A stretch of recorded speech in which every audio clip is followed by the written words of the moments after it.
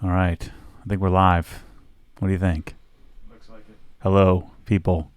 So we're live on a Thursday afternoon or actually Thursday morning. Thursday morning. Yeah, Thursday really early morning and elsewhere. We have a live studio audience you guys can't see on camera. This is crazy. So we have a couple of guys here sitting in, just hanging out, watching. We have a zillion questions to answer. We didn't really put much of an agenda together today.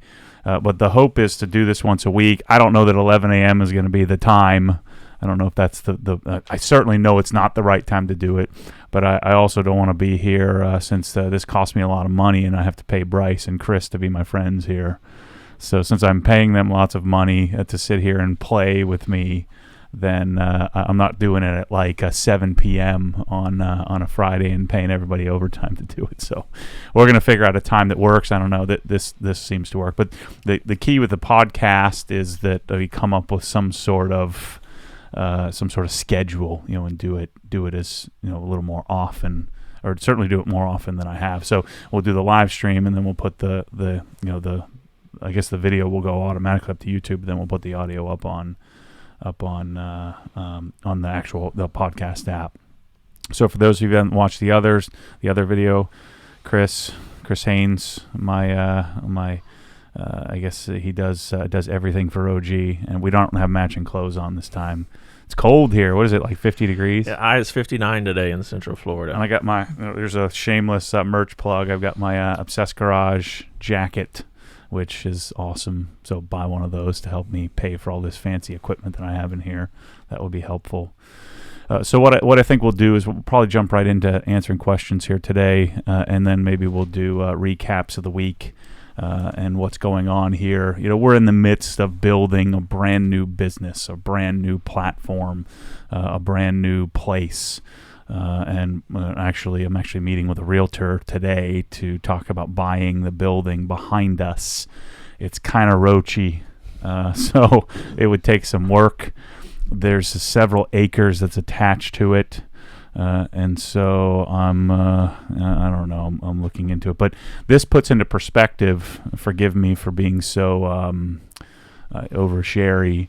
But they're asking $550,000 for that crappy roachy building and a couple of acres. It puts into perspective that massive property that's $2.8 million. Kind of goes to show that if I bought this building and that building, I'm $1 million into a couple of roachy metal buildings versus a massive property. It really puts into perspective what that could be like. I just don't know that we can survive here long enough to be able to do that, 2 or 3 years from now, if I'm fortunate enough to. So anyway, we'll see how that goes. But anyway, I'd like to buy this building here, but again, that doesn't really solve the problem. It only adds 1,600 square feet.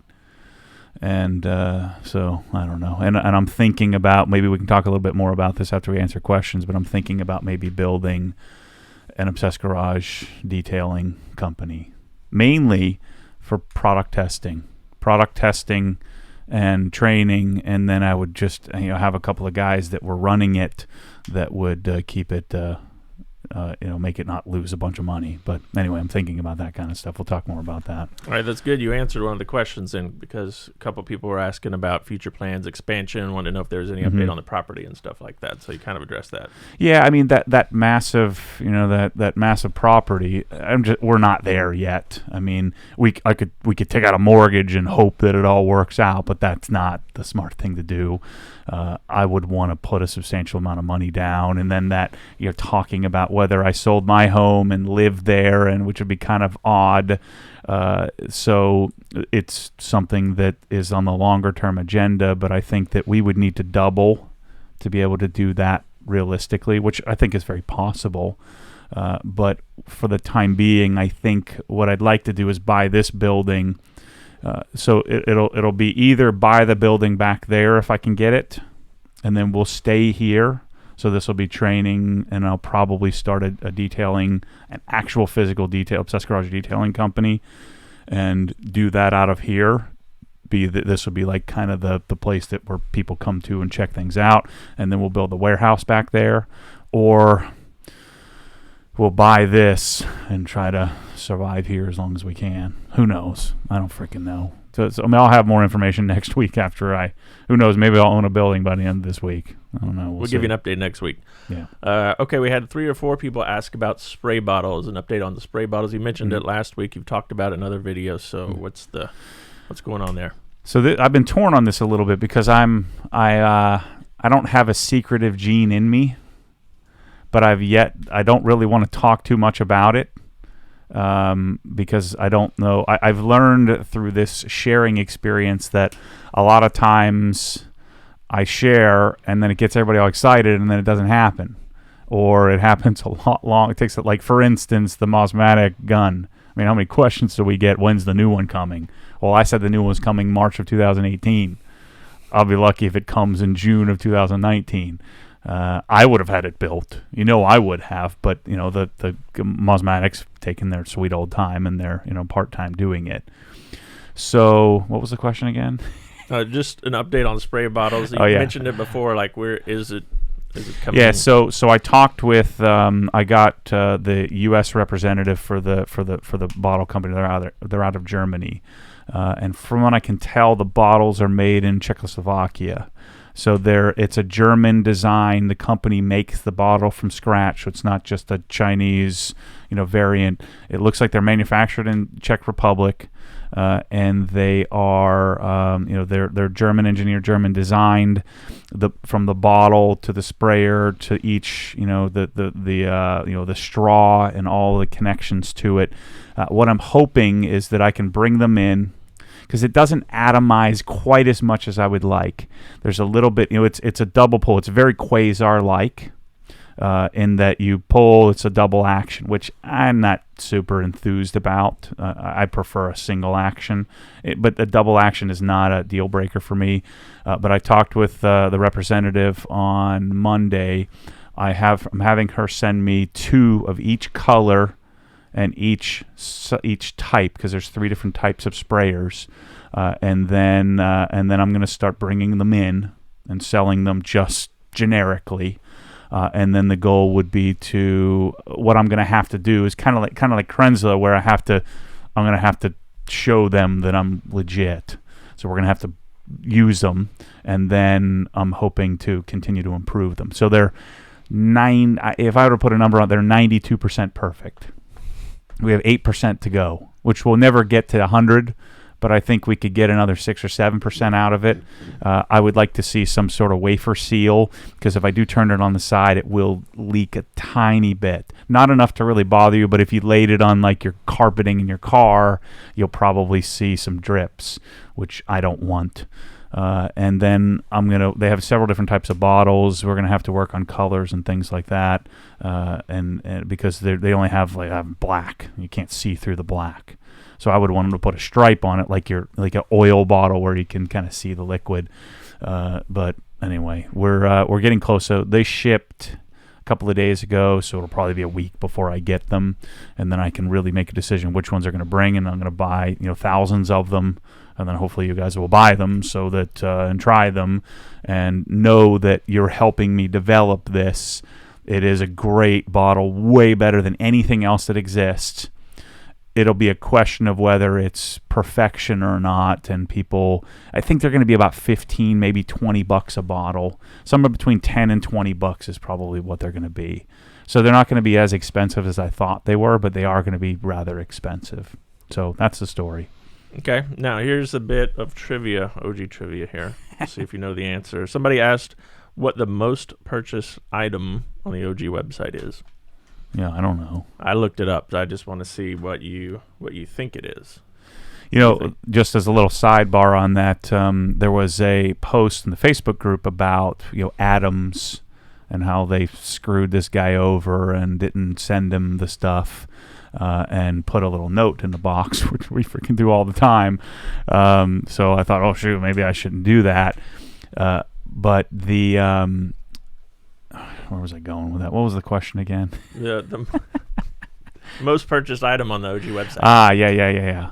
I don't know where I was going with that. Anyway, my guess is most purchase. It's a microfiber towel of some sort, the small drying towel. That's exactly correct. Dang, I'm good. In 2018, there were 4,905 of them sold on the OG website. That's pretty legit. So it's funny, these other guys on YouTube that say I got like 10,000 orders. They're full of crap. We have we're at 20. We haven't even come up on 20,000 total orders yet. Right, We've been doing this for a year and a half. There was a point I had with the whole Adams thing and product. Anyway, well, think on that, and I'll tell you and tell other people who care. Most of the top sellers are towels. The couple that sneak in otherwise are the lambskin wheel mitt, over 2,000 of those last year, and then the Adams wax sealant, the little hex tool. And then actually there are a bunch of bead maker. Can you search by dollar number? What's the biggest dollared? Let's see, I'll do that now. I mean, they would assume it'd be at 1122. The complete Krensla pressure washing, yeah, by far. Yeah. And How many did we sell? 406.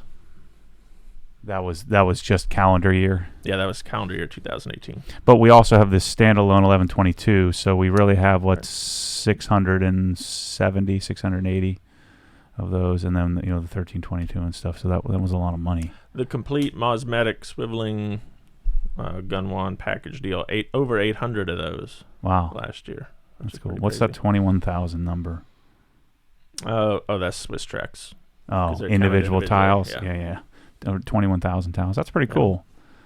It's pretty incredible. I really had no aspirations of doing any of this stuff, and now this is kind of what we do. And I think the retail part is a part of the Obsessed Garage, but it's not my longer term vision for the entire brand. Retail will pay the bills, and I do believe that take for instance Prevost, and we have a lot of work to do to get that built out, but Prevost is complicated and underserved in the world, and so we're going to do the work to take photos and make videos and teach people how to put it together and all of that to be able to provide it. So I think the retail part, I think of more of as a consultation with people, even though we're making, like with the pressure washing packages, we're trying to make it as easy as possible to purchase. But it's more consultative than it is just, hey, here's a product, let's just take photos, because Bryce knows this well. It would be a lot easier if we just took photos and copied a description and just threw paint against the wall. My vision is to put in the effort to teach people about the stuff so that we can take something that where we sold 700, Krensla 1122s in a calendar year, where they were probably selling 100 in the U.S. prior, or some smaller. No, I don't know what their numbers were, but it was a number much smaller than what I sold alone. I think that what OG really is just being that gateway or that connector, whether it's through training like the Rupes event, or it's through some form of detailing or some form of aftermarket car parts or something like that. What I'm basically going to do is try to chase things that are interesting to me, and then the hope is that there are other people that are interested in that as well. Okay, you brought up the Rupes training. Mm-hmm. There were 3 people I checked. 3 people signed up yesterday for the training in a couple weeks. So I think we have 28 or 29 people for the event. It's in a couple of weeks. So I marked it down. I really hate that I marked it down because I think it cheapens it a bit. But because I put it on the Black Friday sale to create some buzz, I don't really care if it sells out. In fact, if we have 28 people, it'll probably be a little bit more intimate. I know it will be. We'll get a little bit more out of it. But this will be the cheapest version of that type of event that I have. And it's going to be freaking awesome. So, and is there an advanced course coming up? Somebody asked about that. Yeah, March. It's live. I haven't announced it yet or put it up formally, but it's live on the store. That one's $1,500. That one's going to be really sick. You have to know how to use a polisher to be able to come. You don't have to be an expert with a polisher. That's the point of the class. You have to know how to use it. You have to have some experience with it. So think about it this way. So we have 2 groups. So Monday or Sunday, Group 1 comes in of 10 people. They start training on Monday morning. So they go through Monday, Tuesday, Wednesday morning up to lunchtime. Group 2 comes in Tuesday evening and Monday and Wednesday morning. We have lunch together. So we get the 10 from Group 1, the 10 from Group 2. We sit, have lunch together. Group 2 starts. So Group 1 leaves the training. They don't have to leave Denver, but they leave the training. And then Group 2 starts on Wednesday afternoon, goes Thursday, Friday. But we're also going to bookend this with I think it's March 2nd, I'm going to host for all 20 people, Group 1 and Group 2, we're going to host a video conference, a Zoom meeting, which is cool. You've done those before, where everybody all over the country sits and we all look at each other and talk about, tell our stories a little bit. And then we're going to have a follow-up video conference as well afterward. So I think this is going to be pretty sick just to get the people together. But this is going to be much more intensive training than the main Rupa's event, like where you don't want to polish anymore kind of training, and Jason Rose is going to lead it, so it's going to be insane. So we'll have 10 people in Group 1, 10 people in Group 2, try to get the people together so you can meet each other if you haven't met before. And products will be on sale, so you'll be able to buy polishers. I'm going to set it up where if the Mark III isn't out, you'll be able to pre-order that at a discount, and you'll be able to purchase all the pads and all of that stuff as well at an even bigger discount. I can't announce the discounts. I think everybody kind of knows what they are because we can't advertise that stuff on sale. But I will be event-only purchases. You'll be able to buy this stuff, and it's $1,500. So it's a crap ton of cash to come and do it, but I know I would spend it, and so we kind of need to do that in order to make it logistically work. But you'll also get a certificate from it where you'll be certified, whatever that certificate's worth, other than just put it on your wall in your detail studio or in your garage at home. But that's the long story to a rather short question. Okay, I think you have an answer to this one because we've discussed this before.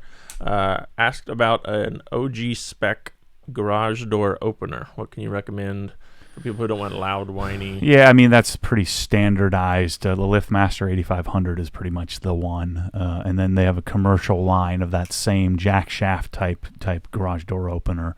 So, garage doors, we all know this. So I'll explain this to you, Chris. Garage door opener has the two the tracks for your garage, and then down the center you've got a chain, and that chain then drives the little thing that twists open the door. Well, that darn opener hangs in the middle of your ceiling and then obstructs your ability to be able to do the tracks. Like you can run the tracks closer to the ceiling if you were to do a lift or something like that. And they're noisy and squeaky and loud. And so the way to overcome that is to do a jack shaft operator, which would be on the same wall as the garage door. And it essentially twists open the door via the little spring for the garage door. It's a lot quieter. They move a little smoother. It's a lot quicker. They're not expensive. I think they're like $200 or $250. But LiftMaster is the standard. I don't think anybody else makes that, at least not that I'm aware of. So that's the way to go with that. Even with a standard door, it doesn't have to be a roll-up door. All right. How about an update on any potential 991.2 GT3 RS allocation? Yeah, I don't think it's going to happen. I mean, in fact, I was thinking about this yesterday. I'm going to call Ocala and get my $5,000 back that I put down. I think they're done. I don't know, but I think production's done on them. So, yeah, I'm out. I'll probably push a little harder to get a 992. The subtle difference between the .1 and the .2, I think are worth it, but it's not worth $60,000 swing for me. So I'm happy with mine. As you can see, I haven't been doing much with it anyway because I got the 1M, but I drove it today. So the 1 mile over here. I even thought about driving down the block, but yeah, I'm not going to get a .2. That was somebody else's question, actually. Now that you have two BMWs, do you even drive the GT3 RS anymore? But he drove it to work today. Yeah. Oh. Yeah, I drive it. I was planning to go to Mobile Tech, which I think I'm going to cop out on since we spent all freaking morning jerking around with a live stream and I got a lot to do. So I was planning on, like, if I'm going to drive somewhere far, I'm going to take the RS, generally. I still have to go get the 1M registered. So I'm going to do that at some point. All right, we got a couple questions about new products. Adams has a ceramic spray. Mm-hmm. Have you used it? Do you have any experience with it? What do you know about it? No, I haven't used it, but that seems like a response to all the other ceramic sprays, which I think are kind of a load of crap. So for those of you who aren't familiar, you have, and CarPro, I think CarPro is probably the originator of this, where they put some silicon dioxide or titanium dioxide, maybe Polish Angel or Angel Wax had it before they did, but they put some silicon dioxide in a liquid and you spray it, and they're generally water activated. I'm not sure about the Adams, but you have Hydro-Silex, which is the goofy, highly marketed one. You have Carpro Hydro 2. What is it called? The wet coat from Geon. Nanolex has everybody has a version now. Adams has a version. I don't like those. If you watch the video of me complaining when I washed the 1M with the Griot's Poly whatever, the Polygloss, I don't know if that's silicon dioxide based, but it's a similar concept where you water activate some sort of sealant. I've just never had great experience with those. They tend to get build up in the jams and other areas. I get why people want that. I just don't think it replaces, and who knows, maybe Adams is transcendent and is better than all the others. I suspect it's very similar, but I just don't, I don't know. I think you stick with, do a coating and top it with, I mean, Beadmaker is pretty much unbeatable for me at this moment. There's no buildup. There's no negative aspects. There's no side effects to Beadmaker like there are with others. And so I'm just not a big spray silica sealant type guy. I tend to get a film or like a funky residue over time from those, and they don't play well with wax generally. All right, another maybe new product. I don't know. P&S Pearl Auto Shampoo. You know anything about that? Have you used that? No, I haven't experienced the other P&S stuff. And this is on the agenda for me, is to, as you guys can see, I'm running around like a maniac. You see this here. I've got 7,000 projects going, which is very different than my previous life, where I would do one thing at a time. Like I would schedule it, and that would be like the thing I do for like the next month. Well, now, just last night, I bought new wheels. I called the guy from PSI, ordered a new charge pipe. I'm going to be doing a new intake. I've got to go to dine-in so I'm just doing too many things at once. But the agenda, the goal here is to get the store built out with the entire product packaging and the entire line of stuff that I use, and then I'll start playing with other products. And I kind of tease this a little bit. Part of what's in my longer-term vision is the reason why I would want a detailing facility, because I don't want anything to do with customers and frickin' washing cars and polishing stuff. I don't want anything to do with that outside of the aspect of the product testing, where I could go in there and test stuff on a car, or have somebody doing it under my supervision, which would be even better. Well, I'm sure that'll go over really well on the internet with the do-it-yourselfers. But I would want to be able to, every detail company says they test.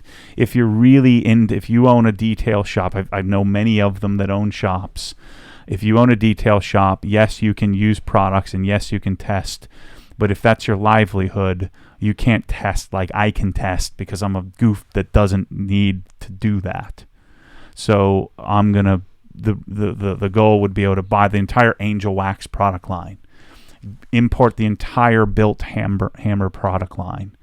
And I watch the Forensic Detailing channel, I watch White Details, I watch Esoteric, I watch all these people, and that's helpful to me. But I'm stubborn and I need to know for myself. And so I want to be able to test all these different products and be able to choose which ones meet the criteria to be in my cabinet, which then by proxy would be in the Obsessed Garage, retail store. So I do want to test that. I want to test everything. But right now, it's not that I'm not interested in new products like P&S, which is a new to me but old product. It's that I'm getting there. So I'm building the infrastructure to be able to do that on a scale like nobody's ever done it before. All right, so on the piggyback 7,000 different projects. A couple of people asked about interior packages, but one in particular, because we've discussed before interior packages on the docket, something you want to do. Do you have a specific vacuum? A couple of people asked about a vacuum that you might use. No, that's something I want to buy, like 27 vacuums. And well, I don't know why I always use 27. What is with 27 in me? Whenever I say the buckets, I don't know how many buckets I actually bought, but I always say it was 27 buckets. It's something like that. Michelle would call that Maddie exaggeration. I'm going to buy lots of vacuums. I do think that the shop vac that I have is a viable entry option. It's like $120 or $150. The one that I use, I forget the model. It's the 6.5 horsepower professional version. So that I think would be one, and then I'm going to look for like the ultimate. Whether it's what's that company, Molly or Male, there's or Miele or something like that. Then there's Festool and Karcher has a professional vac line. There's all these awesome vacs, so it's going to be an expensive project, but I want to chase that at some point here. Also, wall mount versions. See, I see people tend to buy what other people buy, and I forget what that one is that's on every dude's garage on their wall. It's that like cylinder-looking hunk of crap one, and they wind up the tube. And I think I know there's going to be better than that hasn't been discovered. So I'll chase that at some point. Interior package I've been so struggling with because I'm not an interior cleaning expert. I just do a couple of really simple things. And when Jared kind of blew up my spot on the darn neck set and smelling like urine cakes, it's just messed up my whole plan. So I'm like ready to order everything, and I'm like, no, I need to revamp. And then I head down this rabbit hole of now I need a whole new leather care cleaning kit, and so I'm going to have to just leap at some point here, create a package that I know works, and then back to the original the question previous was I'm going to work on figuring out more better, better stuff in the future. All right, had a couple people ask about some sort of travel package, like when you go to the mountains, what do you pack in a little kit? Is that something you want to do? Yeah, I think I'd like to. I think that's where I would do something OG branded, because what's available I just don't like much. I've had like the little Geon little carrier. I've had the little Griot little circle carrier thing. What I end up doing is just grabbing bottles and some towels. I always take the Pluffles. I don't know why. I just like those for travel. So I very rarely use those for anything else but travel. So Pluffles, Optimum waterless wash, what they call OptiClean, and Griot's glass cleaner. Those are like the three go-to things I take. And then if I'm going on a longer trip, I'll grab one of my buckets and then O&R. So what I probably would do in a travel type, I would probably create a light travel or everyday carry, we'll call it, which is every day there. And then I would create a long-term kit, which would be a smaller bucket and O&R and the things that you would need to do a wash separately, which I'm sure a lot of guys have. But I do think that would go over well with people wanting an Obsessed Garage version of that. But right now I've been just kind of throwing on my back seat that way. All right, let's see here. One person asked when to use rotaries / wool pads versus DA foam or microfiber pads. What's the difference there? So, a lot of pros would scoff at me even answering this question. I don't have rotary experience. I mean, I've used it. I probably have not even 100 hours, 50 total hours of rotary use. Most of it in training applications, not in real-world applications. I've made it this far in life without a rotary, so I don't think you need a rotary. And I think that if you haven't learned on a rotary, I think that a rotary is much less viable, especially with long throw dual action polishers or, forced rotation if that's your bag. So you can get everything done that you would have gotten done with a rotary. Now, it may take longer, but I think you can get everything done with a DA that you would need a rotary for today. So I have the Rupes rotary on the wall. I haven't used it here. I probably never will. I think that it's one of those things like, what would be a good analogy? If you're into 2-channel audio, you'd be better off vinyl a really high-end stylus, the cartridge. You would want some tube amplifiers, monoblock tube amplifiers, and you would want to work on your room, spend time and money on your room and the acoustics of it, and you would have a superior auditory experience with a rotary in the right hands with the right amount of training. I think you can produce a superior finish. You can clearly save time if you know how to use it. If you have some really, really bad stuff, bad paint. But for someone like me who I didn't grow up with a rotary, I don't have thousands of hours behind a rotary, I would have to spend thousands of hours to gain something. Certain paints react better to a rotary, but in most cases, I think you're going to be better off sticking with a dual action polisher. There's really very little point unless you're if you're really into it and you want to go and you want the proverbial tube amplifier experience with vinyl. For me, in the same example, I want a Blu-ray player or FLAC streaming audio, and I want a solids to regular old toroidal transformer based amplifier, and I'm just going to let it rip. And I'm going to spend a lot less money and a lot less effort trying to figure that out. So again, I'm not disparaging rotary. I think it's brilliant. I think if you have that skill set, that's fantastic. But I don't think it's necessary, and I don't think if you have the skill set, I think the likelihood of you developing that skill set, unless you're doing it for a living, is pretty slim. Okay, similar to that, kind of in that same vein, favorite go-to compound/polishes for paint correction, and which pads do you use? I have tons and tons. I have M100, 101, 105. I have Scholl's S3 Gold. I have every Menzerna polish ever made. I have, what else do I have? The Meguiar's like D300 stuff.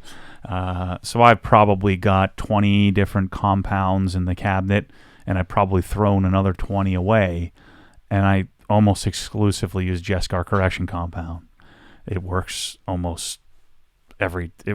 pretty much every time with pretty much every application, with the exception of something really aggressive. So I find the combination of having M101, which is a solvent-based, more aggressive compound, Jescar correction compound, both of those I would use with either Rupes wool, the new Rupes wool stuff, either the yellow one or the blue one, or Meguiar's microfiber cutting pad. So those three types of pads for cutting, and those two polishes I think you would want to have in your cabinet.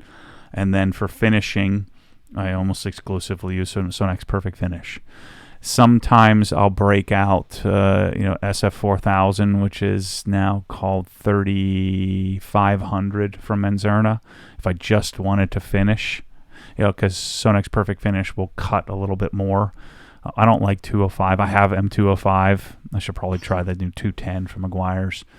So yellow pad, white pad from Rupes, so foam pads, which would be similar like a blue HDO pad or orange HDO pad from Lake Country, which would be very similar to a yellow pad from Rupes, and then white pad. So I almost always use Sonax Perfect Finish and a yellow pad.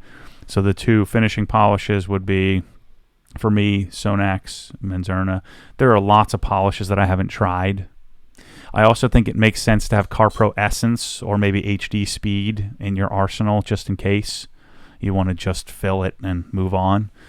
So Rupes yellow, Rupes white, or some sort of medium or polishing pad and finishing type pad, and then Sonax Perfect Finish. So Jescar and Sonax I do pretty much every car with, not out of laziness, just because it works. So if you find your go-to, if 105 and 205 work for you, or 110 and 210, or some other combination, Andy Ward and Jason Kilmer were here, they use 101 and 205, trip out. But that's what I use. Okay. Garden hose. Now that we sell those in the store, yep. A couple folks have asked about a reel I know it used to be one that you liked, the Ely. Yeah, that's still the best reel on the planet. You have to go direct to them, so that's still the best option. I would like to create some alternative to that with Cox, because Cox is smoother. The Ely reel does have a little slop to it. I've got 3 of them, so 3 Ely reels, but it's on the longer term agenda to get a Cox reel and get them in different colors than just blue. I'm working on that. Cox has really come around to playing ball with me. And right now, we're working on getting them to actually stock the stuff. I mean, we're out of. I never would have envisioned. I mean, we sold hundreds of hose reels, and I never would have envisioned doing that, and they didn't either. And so now we need to catch up with the production of it, or the demand, catch production up to demand. And I was just telling a visitor we had yesterday. A lot of times, like with Cox and with these companies we deal with, we start off and we're not sure how things are going to go. We don't know how many units we're going to sell or move. And we ask for certain things, and it's like, no, we're not interested in doing that. And then the more you sell, the bigger your voice becomes. Yeah. And then it works that way with Mosmatic, with some of the other companies we work with. And once we're able to sell more, then they'll listen to us more, and then we can design more and help find exactly what people need. There's that delicate balance between cash flow and inventory. Because in a perfect world, you would just buy millions of dollars of inventory and have an infinite amount of it, and you'd never run out of it. But, I mean, I don't have infinite money, so that's not really smart, and it wouldn't be a smart thing to do anyway. And so there's this delicate balance of we're forecasting something that we don't know. For instance, we ordered 50 hose reels, and they were all gone before we even got them. Or we had 6 left, and then we placed the other order, and now the other order, it's been this difficult balance that keeps me up at night. But yeah, as we have the ability to buy more, then we'll have the ability to be able to ask for changes to stuff. All right, here's a fun question for you. So when Ryan turns 16, what kind of car is he going to drive, if any? I don't know. He's 8, so it's 8 years from now. I'd envision that would be a time he and I would go to, car control clinics together, like even at, say, 13 or 14, if I can get, approvals to that. And so to take so I'd probably buy something that we could go and take and do that with, and then have that be his car. I think something like a WRX makes, at least in current cars, a WRX makes sense. Maybe a BRZ, and so yeah, he's going to get way better of a car than I did. But I think that's something that, if done properly, can be done where it doesn't ruin him. But it's not going to be a BMW. It's not going to be unless it's an old E36 or something like that. But I would think that I'd like him to go and do some sort of car control type training, maybe some track driving. At the same time, maybe I'll learn as well. Again, it's not something that I'm super interested in at this point in my life, but that would be my vision of how that would go down, and we would start him early. And so he's pretty responsible, at 8, responsible for an 8-year-old, and he has this uncanny ability to steer and sort of awareness. So he probably should be in racing school now, but I'm not into it, and I don't want to drive around the country trying to get him to race, so we're not going to do that. I got a couple coating questions. One, when are you going to coat the M3? And then a couple other folks were asking, okay, for future cars, what are you going to use when it comes to coating? I think, theoretically, the M3 won't get coated. It'll stay, waxed. And I actually just got water spots on it and had to compound the whole thing and re-wax it, which was a gosh darn nightmare. I'm going to coat the 1M. The 1M already has Seacorts UK 3.0, so it would probably be fine, but I'm going to pull the clear film off of it and correct the whole thing. It really doesn't need a major correction because, my friend Matt did it, but I'm going to do it just because I can, and we're going to put G-Technic CSL, Crystal Serum Light, and XOV4 topped with bead maker, do some little bit longer-term testing on that. As long-term as I'm going to have that car, long-term testing. So that's what we'll do. The Raptor's going to need to be done again. We're almost coming up on 2 years of the Raptor having seat quartz on it, and I've completely neglected that thing. So we'll probably put CSL on that as well. That's the coating for me now, at least at this point. I like Crystal Serum Light a lot. Okay, and we've talked about this. I think we mentioned it last week. A couple of folks asked about an OG open house. I know we discussed like having a garage sale, open house. What are the plans, if any, for that going forward? Well, step one is get rid of all these pressure washers first, which we're working through here. We'll probably we'll finish up the Sunjos today, start the ARs. I'll hopefully do the rest of the Karcher K4, K2, K4, K5 test, and then get these. We're selling them off kind of one at a time. And what I'm requiring in order to make it realistic, I'm requiring people to, in order to make it so I don't lose my shirt, I'm requiring people to buy the ultimate package, and then I'm either heavily discounting the pressure washer or giving the pressure washer with the package, and then I'm basically breaking even. So once those are out of here, we'll probably do that all at once. I'm going to do an Obsessed Garage sale with all this stuff that I've accumulated, and maybe make it an open house as well, and see if we can convince some people to come up here. I always have this fear that I'm going to put something together and then nobody shows up. And I did all this work. It's not that I'm afraid of the embarrassment. I'm afraid of I did all the work and then nobody comes. So. All right, how much is that ultimate package? You say they got to buy that. So what is that, 400-ish? It's $442.25 for the Sunjos and ARs, and it's $430 for the others, the Ryobis, the Karcher K series, the K1700 through 2000, and then the Greenworks is $430. It needs a couple less fittings. And I get that that's not for everybody, to buy a $130 pressure washer and then $430 worth of stuff. And that's for people who are going to upgrade in the future. And then you can go in the configurator and buy whatever you want. If you want to do the $25 SG28 gun and figure that out, you can do that as well. So the idea then is I buy the ultimate package with the Sunjo, and then a couple of years from now I decide, okay, I'm ready to step up from Sunjo to something else. I can ditch the Sunjo, keep all this awesome stuff I have here. Yeah, you may need a different fitting here or there to make it adapt to whatever you choose, whether it's a Comet or an AR or a Krensla or a Karcher Professional or something like that. But it'll be much simpler, and you won't incur that cost twice. Now, your hose isn't going to last the rest of your life. The gun isn't going to last the rest of your life. But if you take care of it, it probably will. And that's everything. That's hose, that's gun, that's foam cannon. Quick disconnects, all torqued, taped, right size nozzles, right size foam cannon orifice, all ready to bolt right up. That's the goal. Because people, it's difficult to figure. I mean, we have them all here, and we have all of the fittings, and we still have to sit there and rack our brains to make it, to get it right. And I'm not a freaking idiot, and I've been doing this for a long time, and it's still difficult. So that's why I know that having this option is something that will at least better this small section of the world, make people's lives easier. All right, someone asked, what are you spraying on your brake rotors after washing? On the recent That's video. called Hyde's Serum Rust Stopper. Sorry, I'm putting my phone on Do Not Disturb. And then I'll forget, and no one will be able to call me for a week. So Hyde's Serum Rust Stopper, something I got to call the number on the back of the box. You can get it pretty much everywhere. Auto Geek, Detailed Image, Amazon. It's like $15 a bottle. You spray it on. It kind of works. So it's not like going to, save the day. But I do a combination of spray it on, blow it off, do the pull back and forward, and then hopefully I don't have the rust plume that ends up on my nice clean wheels afterwards. So Hyde's Serum Rust Stopper is what it's called.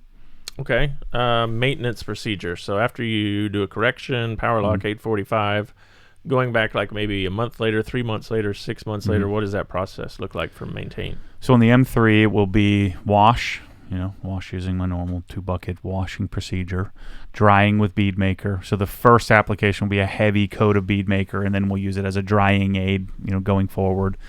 And then and I don't know how this is going to play, because now we have a layer of polymer monomer sealant over top of the polymer-based carnauba waxed Colonite 845. So what we'll find out on the M3 longer term is that generally what I've done in the past, take bead maker out of the equation, and I was just doing spray wax, I would, as long as the car wasn't contaminated in like 3 months, I would add another layer of Colonite. just kind of slop another layer on there and wipe it off, and then keep using drying aid. So theoretically, if bead maker is bonding to Culinite, then Culinite should bond to bead maker. And so what I might do in 4 or 5 or 6 months, if the car isn't contaminated or scratched up, then I'll just put another layer of 845 on it. So that would be procedurally how I do it. Generally 8, 9, especially in Florida, 8, 9 months in, 10 months in, depending on how much you drive, you're going to have lots of contaminants. We're going to have to decontaminate it, and then hopefully never have to compound it again. Just follow with Sonex Perfect Finish and maybe a white pad.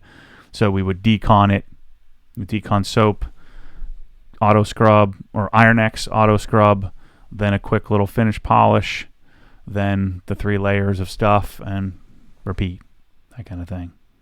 All right. Michelle's Raptor. She's got the Gen 1 Raptor. To use your number, since she's gotten that one, you've had 27 cars. Are there any plans? Does she want anything new? Are you looking at new stuff? Does she love that thing? What's the story on the Raptor? She loves it. It's running great. It needs to be washed, as always. So we don't have any plans to change it. She would drive it into the ground. The only reason she's ever changed a car is because I've done it. That's the only reason. So, we have 68,000 miles on it. No, 62,000 miles on it. So that sucker will run for a while. She wanted the Gen 1 because she didn't want to beat up a new car. So, and I probably won't do it, but the goal would be to buy a used car for her next. I would like to have a Range Rover, but she'll just ruin it. And I'm not balling that hard, so I guess it's not in the cards. Had a couple folks ask, when this whole pressure washer experiment is done, what can they look for in terms of a summary? Like, what's that going to look like? Are you going to recommend things? Yeah, so I'm honestly thinking about... I talked to Karcher yesterday. The K1700 and K1700 Cube measured out, 1.45, was it 1.45 GPM, something like that, around 1,000 PSI, 1,100 PSI.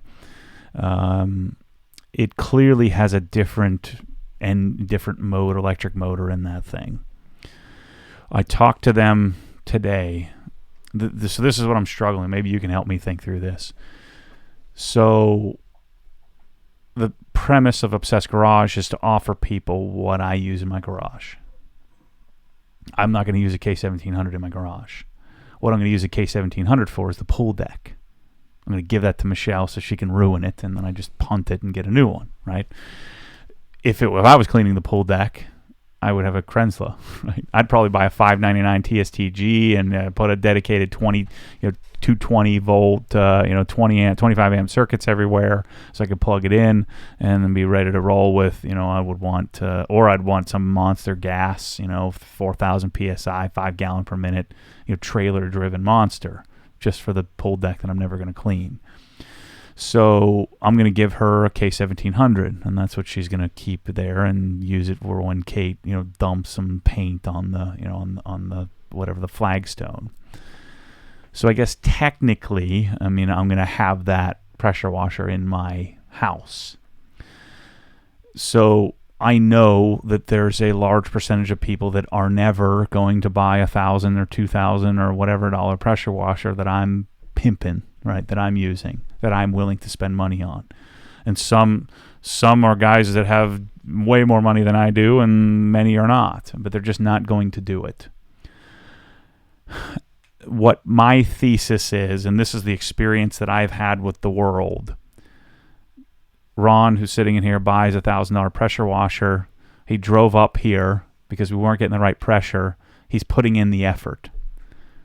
There's no sense of entitlement, like I owe him something, like you screwed me, this thing is junk, you're terrible. That rarely comes when someone makes a $1,100 purchase.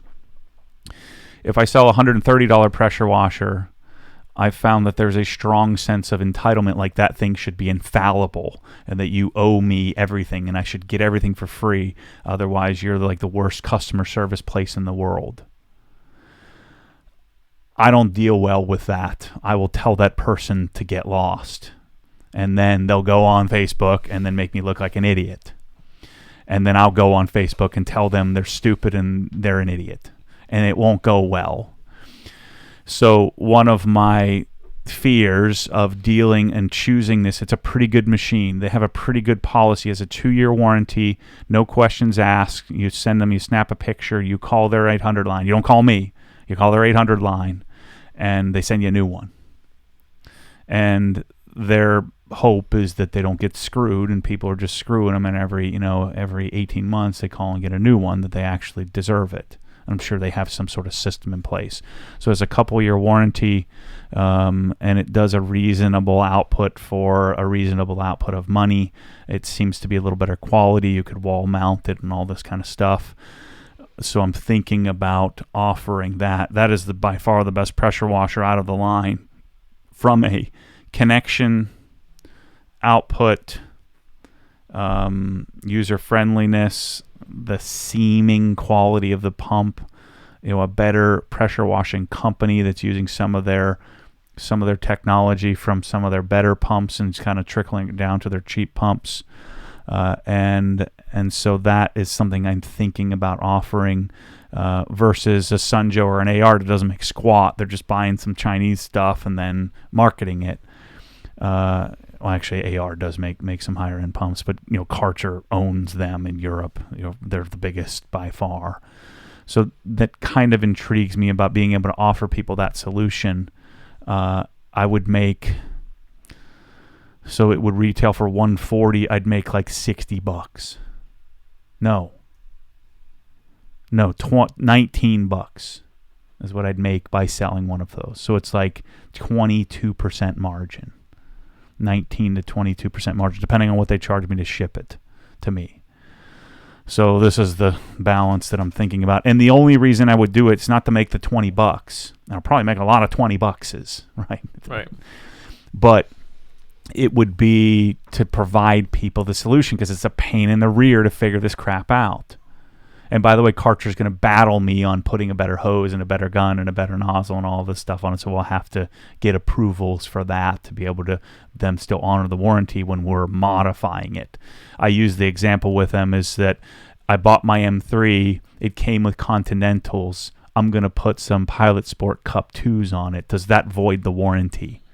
It's more stress on the diff, which then would put more stress on the drive shaft, which then would technically make the motor work harder because they have more grip.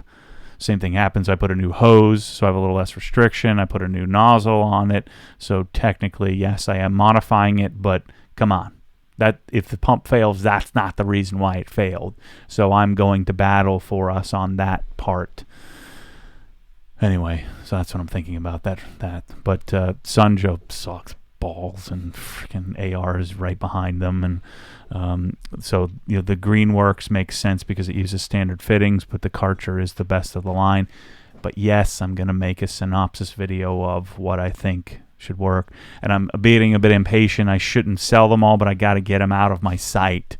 So Bryce will make me like a cardboard picture where I can hold up instead of me having the actual pressure washers here. So please buy those from me. Get them out of here.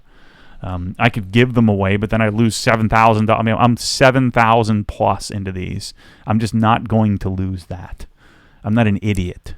Call me greedy, but I'm not freaking giving a bunch of people who wouldn't really appreciate me giving it to them. I'm just not going to. This is stupid. I'm not doing that. And to our European friends, we know we're mispronouncing Karcher. Yes, we do. They pronounce it wrong in the U.S., even there, the corporation. All right.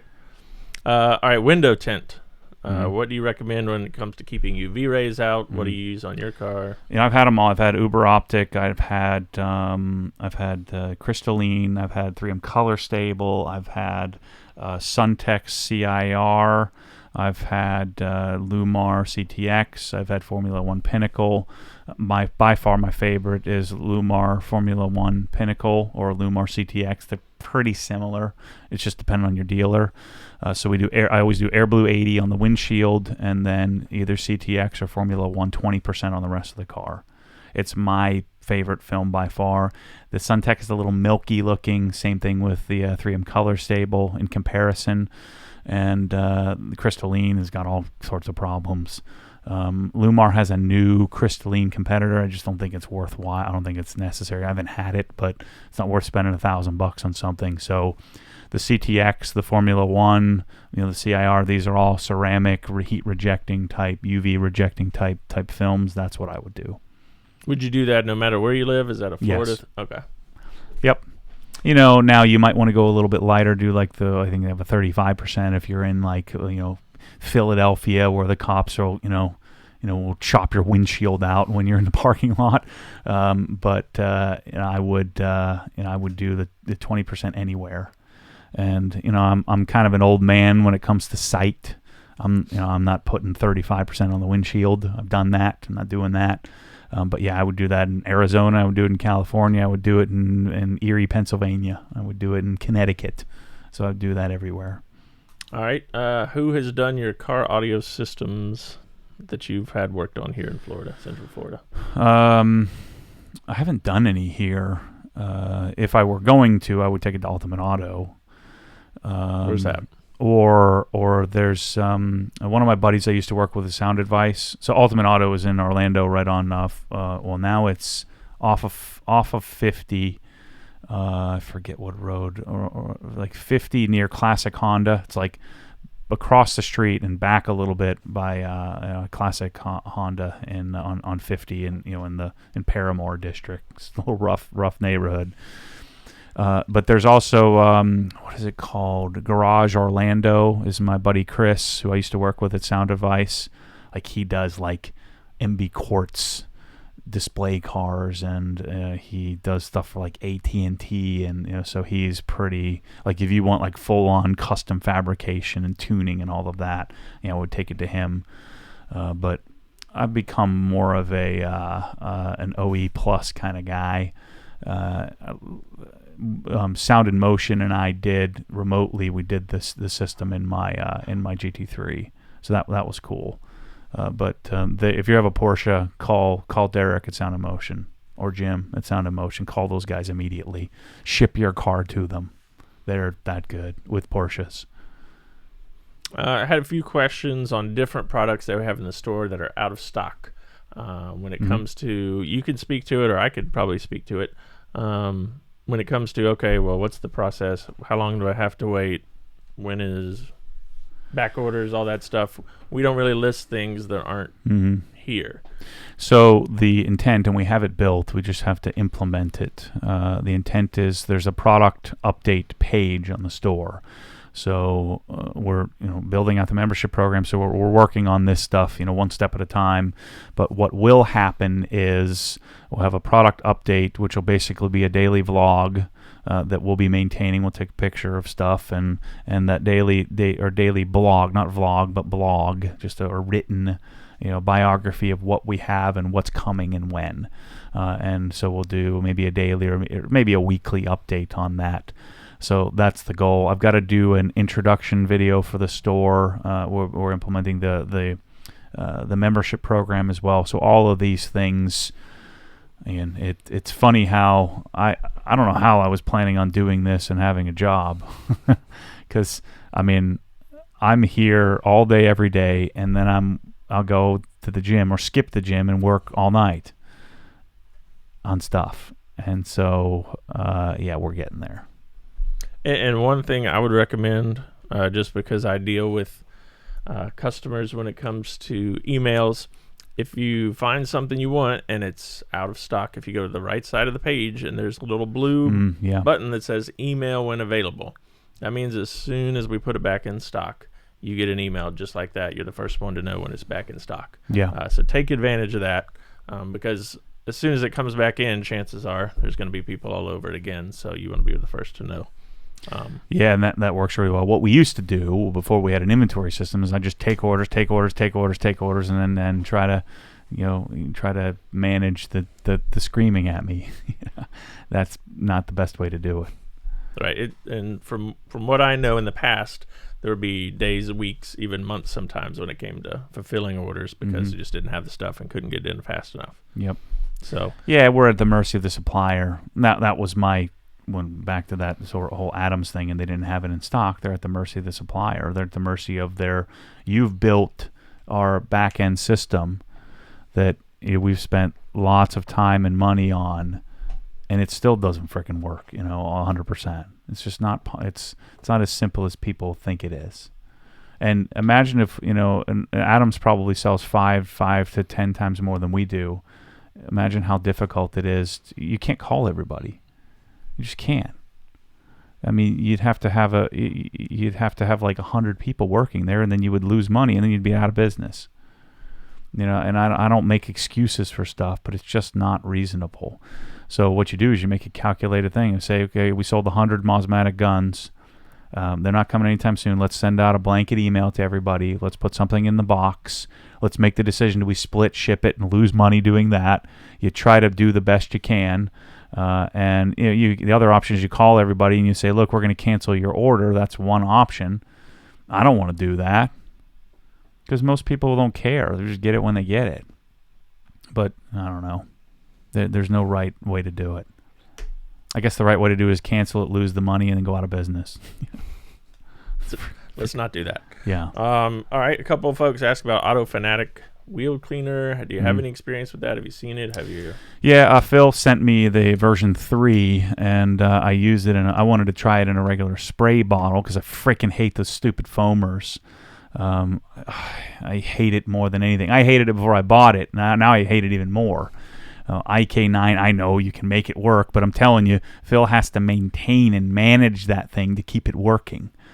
And I know I should, I'm supposed to be obsessed, right? So I know that I should just bite the bullet and do the maintenance and make it work. And I don't know, sometimes I just draw the line on things like the Master Blaster, to dry your car. I freaking hate that thing because I got to get the extension cord. Extension cord gets hung up on the tires, and so then you want to buy the little tire things where the extension cord can go around it, and then you got the hose, and you got this, you got the dealing with turning the thing on. It's super loud, and then I got to put it all back away. I don't know. I just draw the line there. So same thing with a foamer. I want spray bottles labeled with the stuff on the shelf. I know that I'm probably in the 50-50 here because some people would rather have better wheel cleaner.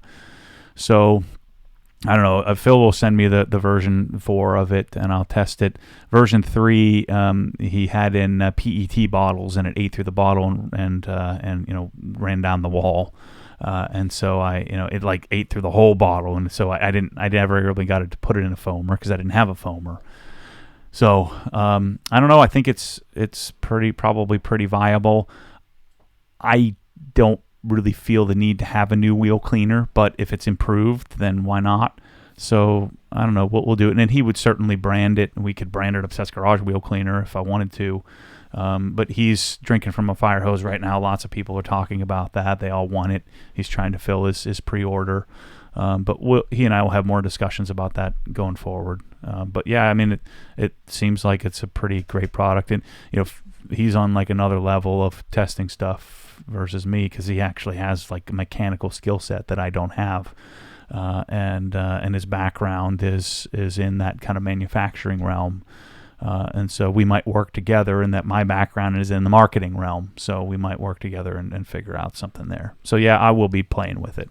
Okay. A couple of people asked about the blower that you use when you dry off the car. Which model, which brand, where can they get it? So I just talked to them this last week. Ego is the company. Ego supplies. So Ego is the brand, but it's a major Chinese manufacturer with U.S. I think it's U.S. ownership. I don't know the whole story of the company, but they OE a lot of stuff for a lot of different manufacturers like Cobalt and a lot of other Ryobis and things like that they make. But the Ego brand is their flagship brand, and the batteries, the battery technology is really where they're superior. So I have an Ego 530. There's a 480, a 530, a 575, and a 580. The 575 is going away. The 430 is not, or 480 is not really viable. So there's a 530 and a 580. And then they have 5 different batteries, but now they're going down to a 2.5, 5, and 7.5 amp hour battery. So it's going to be really simple. So it's going to be 3 battery choices. And then they have either the regular charger that comes with the tool, or they have a rapid charger. And so I'm going to become a dealer for these and provide people the solution, because Home Depot makes it really difficult to know that you're getting the right one. The margins suck on these, so I'm not going to make a lot of money on them. But I know that I'll be able to provide it. Here's the solution. Here's what you need. If you buy a 530, you want at least 2.5 amp hour batteries, and you probably want a rapid charger if you can stomach it. But that's a $500+ purchase. So if you're going to do it, it's expensive.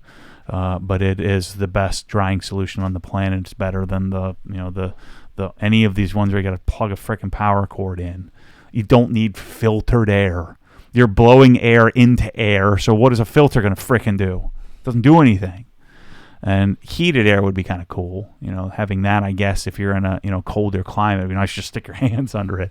But even that is not necessary. But filtered air it's like putting nitrogen in your freaking tires, and nitrogen is already in the air. It's stupid. So no, yes, we will have that soon. Hopefully, I'm doing the begging. So I made the pitch to the guy. Now the guy has to go to the other guy, and then hopefully allow them to let me sell the darn thing. Okay. The nozzle on bucket filler that you use in the video, people have seen that. Had a couple people ask about it here in the chat. I get emails about it. What's the story there? So it's a Dixon valve nozzle. Right? It's something that Adam sourced years ago. So I have the original Adam. So it's from Dixon Valve. Dixon Valve is 1987 local distribution only. So in other words, they're going to go out of business at some point, likely. They won't let me buy it. And so what I've got to do is go to the local distributor guy and try to buy it from him, which of course he won't be able to support it because he won't have any money to buy them. And so I'll have to give him money in order to buy them. But there are 3 of them, and I don't know which one it is. So I got to buy it. They were supposed to send it to me. If they didn't send it to me, so I'm going to buy them myself. But it's hard to buy. Like I can't even figure out where to buy it. And most people have sent me links to it. So it's on the list, but it's a Dixon valve, and it's one of 3. And they're $110 a piece, so good luck. I don't know which one it is, which one is the best one, because I have to buy them and try them. And I will at some point. It's on the agenda. But yeah, that's what you're looking for. Google Dixon valve fire hose nozzle, and you'll see there are 3 different versions of it. Did you retest the Ryobi 1600 with the 3.0 for GPM? I don't know, did we? 1.47 GPM. Yeah, 1025 PSI, 3.0 nozzle, and 1.47 GPM. That's a pretty stout little machine. It's clearly working really hard. The other one that's good too is the 202E, the Sunjo. What did that one do? It did something very similar. The SPX 202E. It did 1.43 Yep. at 1090 PSI. Yep. So it's the same freaking pump, guaranteed. It's the same one. If we dissected it, it's the same darn thing. Same thing with the Greenworks. So all the 3 entries from all of them are not a bad little option. You throw it in the back of your truck if you're mobile or something like that. And a good little machine to kind of keep on the shelf if you're going to, just clean up a spill on the deck. But pressure washing anything of substance, like if you want to remove algae or something, forget it. These aren't doing anything. That's where you need a gas pressure washer. And we get that question fairly often. I want to use this to do my deck. I want to use this to clean the house. Mm-hmm. When it comes to stuff like that, clearly there's lots of better options out there. Mm-hmm. This is kind of fun. I don't know if this is good for people watching it, but I like answering stuff. Good. People like asking questions. It's good. Will this be uploaded later? Yes. Yep. It'll be on YouTube channel as well as the podcast. Pull up on there some of the questions that people are asking. One way to get our attention is to give me money on Super Chat. That's always helpful. All that money goes to buy us a new microwave here at the office. So. No, we're not getting a freaking microwave. There's nowhere to put it. We'll get a microwave if we get a new building. Go to YouTube and look at these things, so you don't have to stare at the screen, and we'll see if we have anything that we need to answer. let me talk a little bit about what I'm thinking about with facility, and what I'm thinking about with to kind of hold me over. So we have 2,000 square feet here. So it's 40 feet deep and 50 feet wide. And then we have the little office here. And then Bryce and Chris are kind of tucked in the entryway, which people walk past it to come in. And then, my parents, Ted and Wendy, are sort of out in the right here. We have them kind of smashed into the corner here, right next to the office where they do the packing and shipping stuff. And then, of course, I've got the my work area, which is probably going to have to be sacrificed at some point here if we don't move quickly. So a couple of options I have, option one would be to get some other space to do the warehousing part, and then just take and convert this and make this a training / detailing / do whatever type place, and maybe a little bit of stock overflow. The other option is to try to get this whole building, and then just buys us a little bit of time.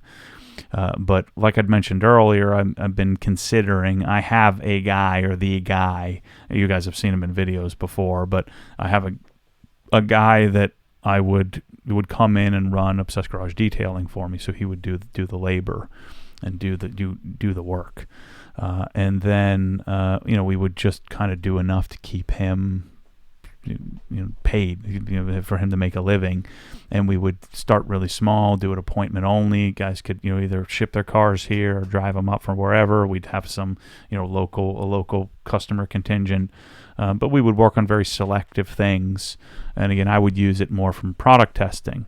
So the issue is, if I bought this building and we turned that side into the detailing area, that doesn't help all that much, other than I take all the stuff, that's the cabinets and the lift and all of that, and I move it over. So it buys us a little bit of time, and we can fit more stuff.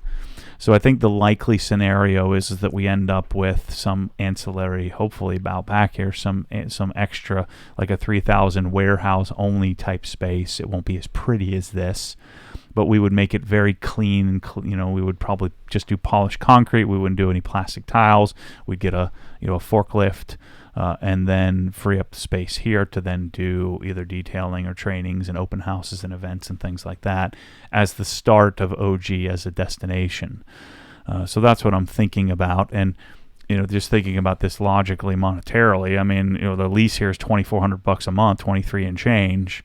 If I owned this building, it would cost me probably $1,800 to own it, to pay a mortgage on it, and then I get to deduct it.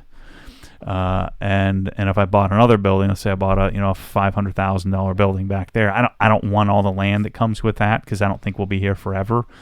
But I would have a $2,000 a month mortgage payment, which we're kind of restricted on how much stock we can have here as well. So I think that's the next logical step, and that would coincide with me then starting Obsessed Garage detailing and Obsessed Garage training, and then starting small and doing some little things here and there. So that's what I'm thinking about here now. In all of my ample free time, I'm thinking about taking on and building a whole nother business. And then who knows, maybe someday that becomes a franchisable model. I doubt I really have an interest in that. Would I try to build something like Protective Film Solutions or Topaz, where it's this massive detailing, labor-intensive facility? I don't know. Probably not. I'm much more interested in the product. But if I have the right person, and if there's a need, then maybe we chase that a little bit. So what do we got here? I got a couple questions. Have you ever used paintless dent repair? Yes. And a funny story. I had this was probably 7 years ago now. I had this was around the same time. Maybe a few years don't matter, but around the same time I wanted to be trained. I came up with this idea that I could pay someone to come and work for them and shadow them, and paintless dent repair. and detailing were the two things that I had a real interest in.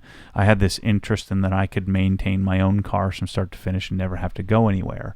The other thing that was on the docket is that I could go and train and maybe become whatever master certified technician or something like that.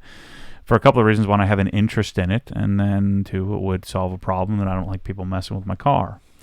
And so I decided I was going to go get trained in PDR. Like, this would be great. And so I was looking at the tools. The tools cost like, I don't know what they cost, like $1,000 or $2,000, and the training was like $5,000. And I started thinking, well, then, occasionally if I ever needed a fallback, because those guys make a couple $100,000 a year, and they're up to their eyeballs in labor. A lot of them, the biggest restriction is there's only one of them. And I thought, well, shoot, I don't want to do that for a living. That's a tough gig, but I could always do my cars and take money from my friends, and charge them an arm and a leg to get it done, and then maybe someday I could just build a business and teach other people how to do it. The factor that I negated was that you have to be a frickin' artist in order for that to work, right? And you have to spend hundreds and hundreds and hundreds and hundreds of hours learning how to hone that craft. It's not just get the tools, learn the technique. It's get the tools. It's much, much more sophisticated than polishing. There's a little bit of artistic skill set in polishing, but paintless dent removal is ridiculously intensive and difficult, and that's why it's a lot of times worth the $90 a dent that you're paying. And yes, that guy probably makes more money than maybe he's been educated to be paid, but it's a supply and demand thing. There's not a lot of guys that have that artistic skill set that have spent the time and energy and money. The barrier to entry is not a lot, but the time to entry is. So yeah, I'm all for PDR. All right, how are Porsche carbon ceramic brakes in the winter? They're great. No difference. I mean, I've never owned a car up there, up north with carbon ceramics. Carbon ceramics can be noisy, and so you have to go into it knowing that they'll squeak and make noise, but they should work just the same as steel. There shouldn't be any issue. All right. Will Rupes pads work with Adams swirl killers? Yes. Yeah, definitely. How are you doing on the burpees? Shoot, I'm supposed to do that this weekend. All right. You said before the end of the month last week is what. Yeah, I got to get that done. For those of you who aren't, I'm scared that I get to like 380 and then I quit and have to do it again. Just so I keep thinking I'm going to get in shape. Matt owes me 500 burpees. For those of you who are wondering, let's see. When will the next Karcher video come out? We still got to test those, right? Yeah, so Brian, my supplier, sent me the adapters a couple of days ago, so I should have them probably early, hopefully today, tomorrow, or Monday, Tuesday, something like that. So that way we can put the gauge in line, and then we'll have the test complete, and then we can do a wrap-up. I'm telling you right now, even if the K4s and K5s have more output, you're not going to be able to replace the hose. You're going to have to just extend the hose, and you got to use these goofy, funky fittings that are $25 a piece, and you need a couple of them. So I almost guarantee you that the K1700 is still the way to go. Now, supposedly the motors are better in the K5, the K4, K5, but we'll see. We'll see. They're definitely cheaper feeling and more plasticky. So just from an ergonomic perspective, unless it's like 3 or 4 or 5 tenths more flow, forget it. The K1700 is the way to go. Do you miss the GT350 at all? Not really. That car was a good placeholder in my existence. I'm glad I had it.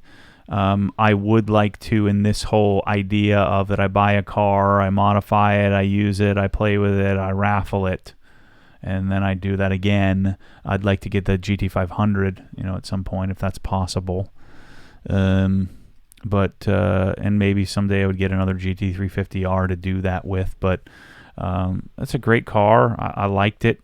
But it's not like that. It's not like the E92 to me, where I just have to have it. The GT350 is a better car than better sports car, better performance car than the E92 M3. But the intangibles of the E92 are what do it for me.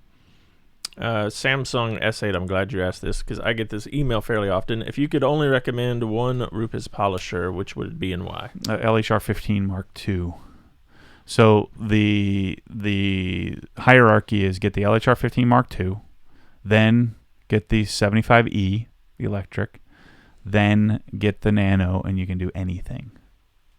That's my recommendation. Now, that's $430, and then another $320, so you're $750 and $600. You're $1,300 plus another $400 or $500 in pads, so you're $2,000 to get to that point. But yeah, LHR 15 Mark II, or if you can't swing that 15 ES, I gotta buy some of those and have those in the store because I have them. I use them. They're great. It's just the original version. But then we'll have the Mark III coming out here soon. So Mark III, if you haven't bought one, I mean the Mark III would probably be worth waiting because it's probably going to be in a couple of months. Do I need to wash microfiber separately? Don't want to contaminate my expensive towels. No, I wash separately from cotton, from your regular laundry, because it'll pull in all of the cotton and ruin and clog the fibers. So you always want to wash microfiber separate from other types of materials, and then you want to wash microfiber color dependent, and then eventually just throw them all in together. So like what he's asking is, should we wash polish separate from drying aid separate from? I don't. But I care a little less about my towels than I once did because I have 25,000 of them out there and I can go grab them off the shelf. So I don't care as much about it. But if you made a significant investment in your towels, it certainly can't hurt and wouldn't cost you a lot to separate them out. But I don't, and it's not necessary, but certainly wouldn't kill you to do it. But you do want to wash them separately from other towels. Oh yeah. So you can wash your Microfiber Madness in Credimit or in Credipad with them, but don't wash anything of any kind of cotton or other type polyester type material.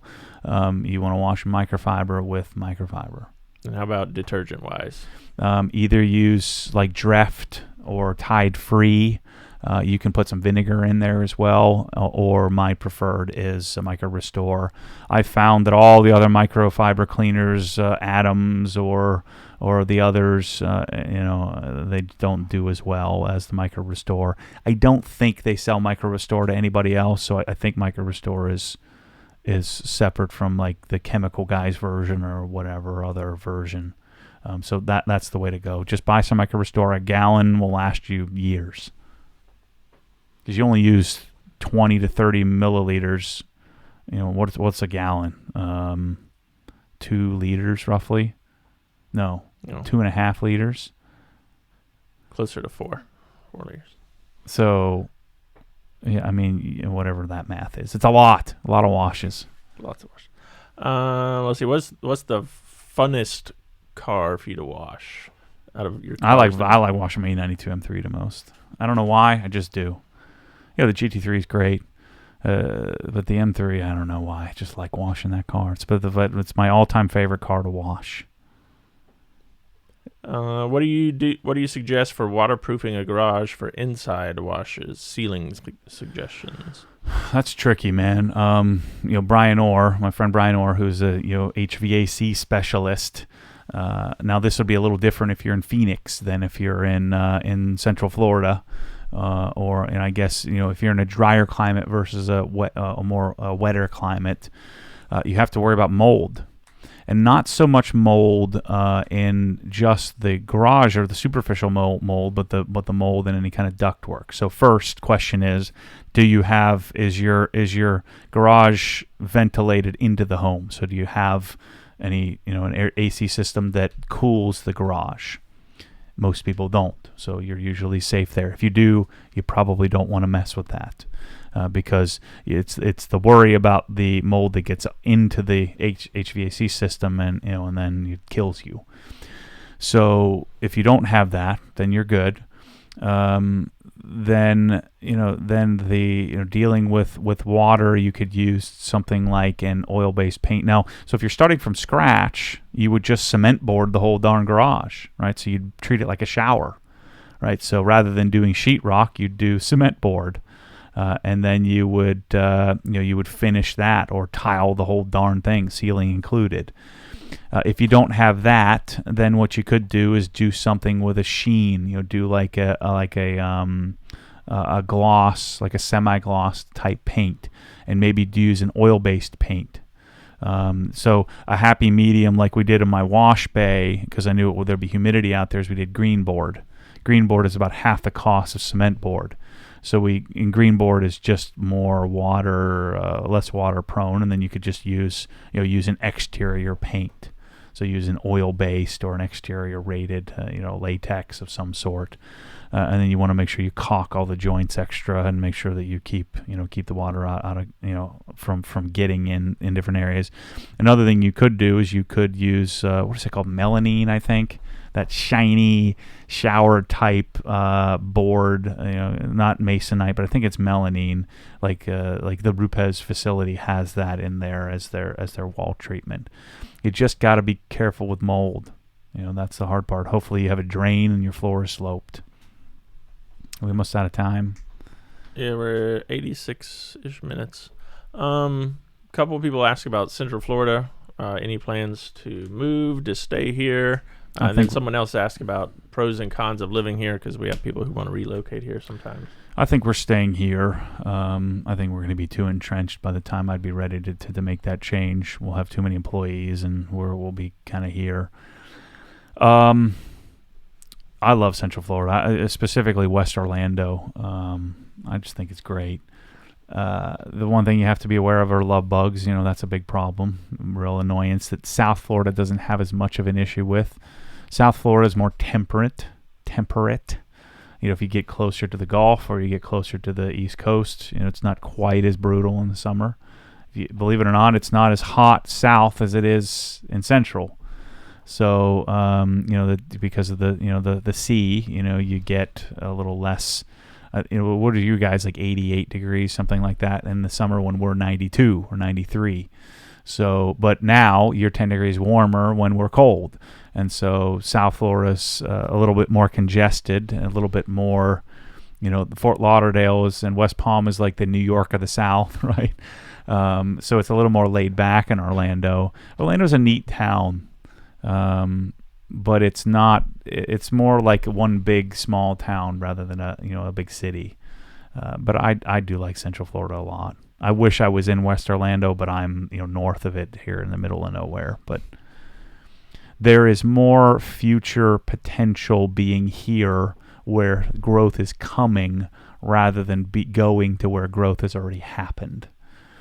So one of the things I think about a lot is I'm 39. As of yesterday.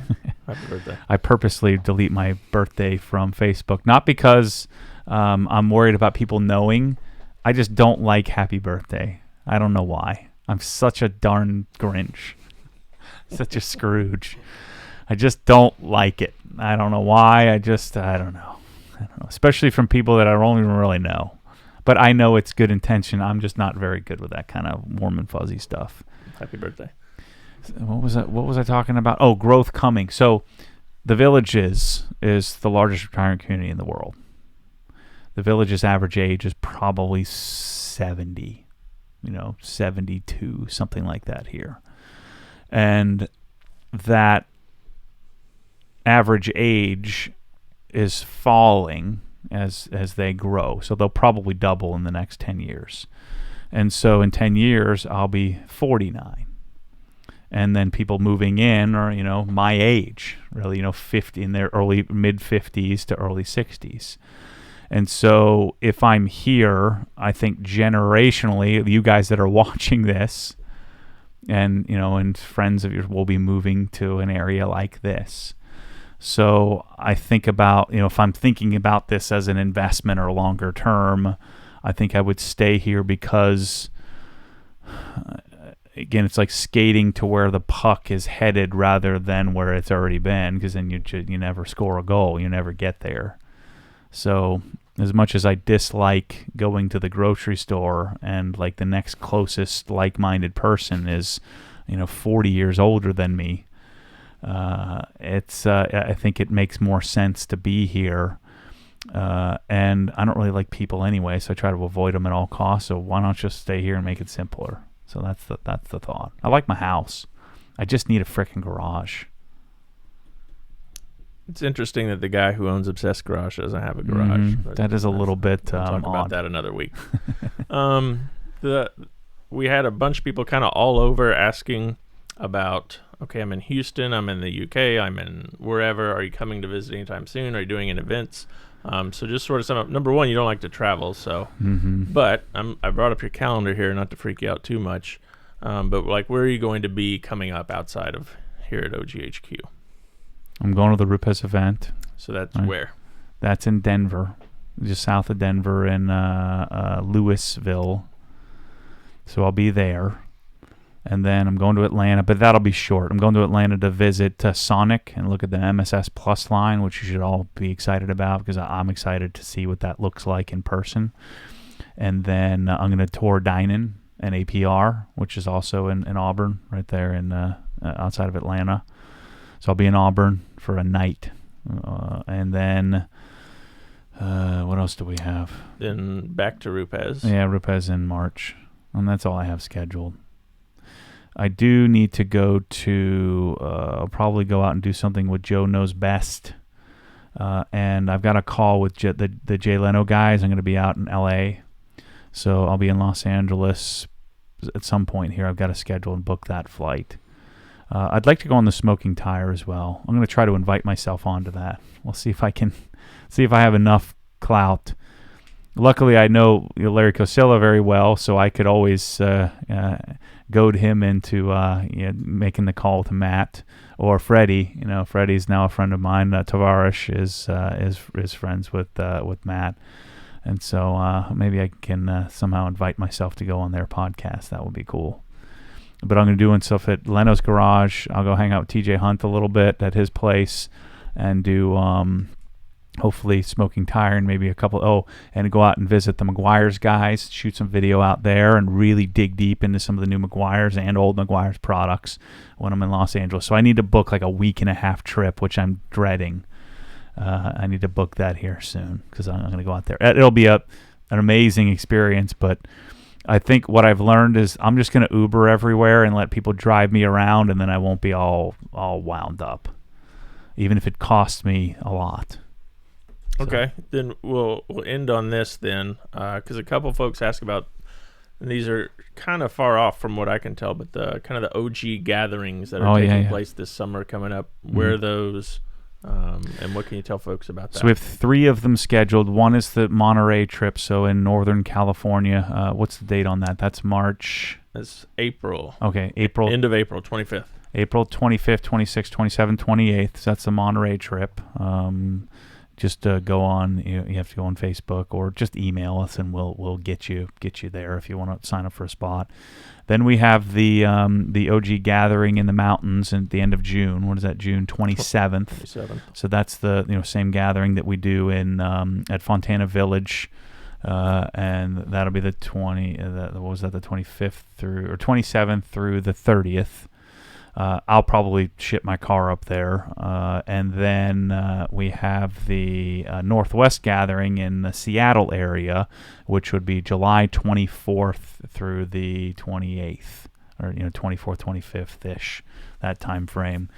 So again, just email us and we'll get you in touch with the organizers. David Plotz is organizing the Northwest. Ed Camden organizes the Fontana. And then who's doing Max is doing the Monterey trip, so he's scheduling that.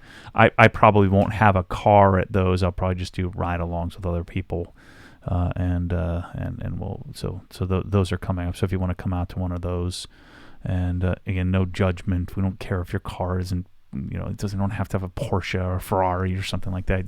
Show up in whatever. A Mini, a Miata, whatever. Just come because it's awesome. It's always an awesome time to. I usually get kind of left behind because everybody else becomes buddies, and and I sit there like a bump on a log. So it works out really well for everybody that comes to those things. So anyway, that's the story. Excellent. So lots of opportunities to get together, as you say, with like-minded people.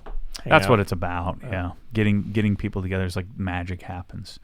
Half the time when I have people show up here at HQ, I'm stuck doing something, and then there'll be two people come at the same time, and then they take, when you have something in common to talk about, the kind of weird awkwardness just disappears.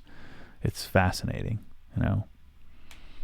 Otherwise, I end up just standing there talking about myself. It works out better when other people are involved. So anyway, thanks for listening. We're gonna keep improving, keep working on doing this kind of thing, doing a live stream of some sort, and answering questions. And then we'll probably have some theme things, and we'll have some guests coming up. Hopefully we'll get to the point where we can convince guests to come stop by here, and we're gonna have to get the third mic thing figured out. But we're going to be doing more regularly scheduled podcasting, and keep having these topic discussions. So thanks for watching, thanks for listening, and we'll catch you on the next one. As always, stay tuned for more crazy. Catch you soon.